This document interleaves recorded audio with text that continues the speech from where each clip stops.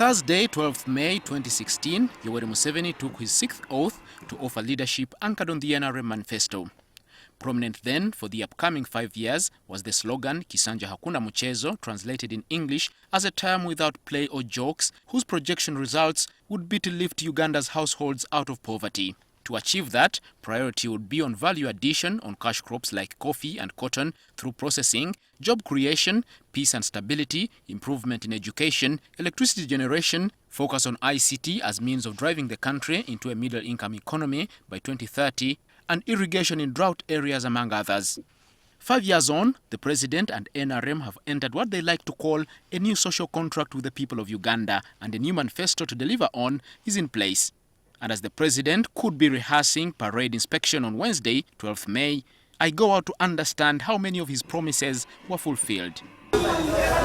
Without definite figures, I relied on experts who have given their lives to plowing through the NRM manifesto, government policy documents and other literature to understand how NRM has performed in this 5-year term that ends on Tuesday. All governments would want to justify, legitimize themselves into power, and will always claim that they have achieved. However, when we look at what they promised, I think they are elusive promises. Some of them were general. When you just say, I'm going to create jobs, you certainly are going to create jobs and some jobs will be lost. But even then, you promise yourself up to how much. If it was that detailed to say, I'll create 200,000 jobs per year, then we can go back and reflect on your progress. Have you created 1 million jobs in the 5 years? So but they were speaking to the needs of the people, and they promised to address those needs of the people. So it is very hard to really squeeze out and say, this is the progress made within the 5 years. But at least we can see that the government has been engaged in trying to fulfill these promises, with a lot not done, to the level that satisfies, I believe, even the people in government themselves. Dr. Fred Muhumuza, an economist and lecturer at Makerere University, has on many occasions advised government on policy and has a view not different from Wambutsi and Devesa, a history lecturer at the same university. There was supposed to be job creation. I don't know how many youth or Ugandans are now employed or have got employment. The general perception is that the employment situation is as dire as it was.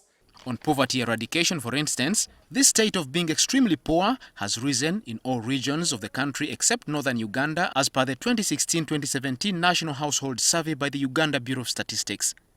So what went wrong? The Director NRM Manifesto Implementation, Willis Bashasha, boasts of achievements in key sectors, pointing out the setting up of factories, construction of highways, building of at least a primary school per parish and a seed secondary school per sub-county, the new Nile Bridge, an increase in power generation to over 1,000 megawatts, among others. I can, with confidence, say that the hardware for purposes of moving this country is on. Had it not been probably for COVID, which came in as an ambush, maybe many of our agenda. And I'm glad even the other day the Minister of Finance was telling us that at the moment we are around 968.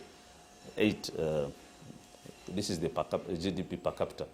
So we are a few shillings or dollars to our target of middle income. Security and ICT seem to be the only sectors where experts agree there was much improvement without any external attack in the 5 years.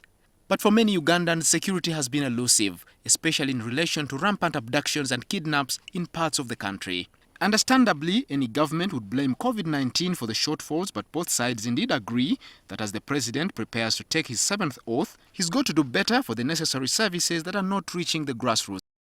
I would tell him that first, on the democratic front, he should allow more participation of citizens so that we would not spend even more money on security just to put down those people who have got the views. Dissenting views should not be criminalized, and that will bring a consensus, and we shall not need to spend much more money like that. Two, I would tell him to change direction and emphasize institutions. We need to find a way, how do you increase the incomes of household people? Because that's a starting point. And for me, for all stimulus packages, you need to be looking at that household.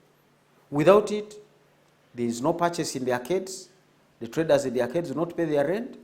They will move out. Those who got borrowed loans to build the arcades will have a problem paying the bank. The bank will have a problem without loans paid. It's a non-performing asset. So you really will have to go back and say, at what point should I intervene? And as for the slogan "Term without play, efficiency in government and corruption," for which it was formulated, will surely be left behind by the term and the slogan itself, both of which expire on Wednesday as the same president takes oath on the same day for his 6th elective term of office and his 7th since capturing power through an armed rebellion. Edward Muhumuza, NTV.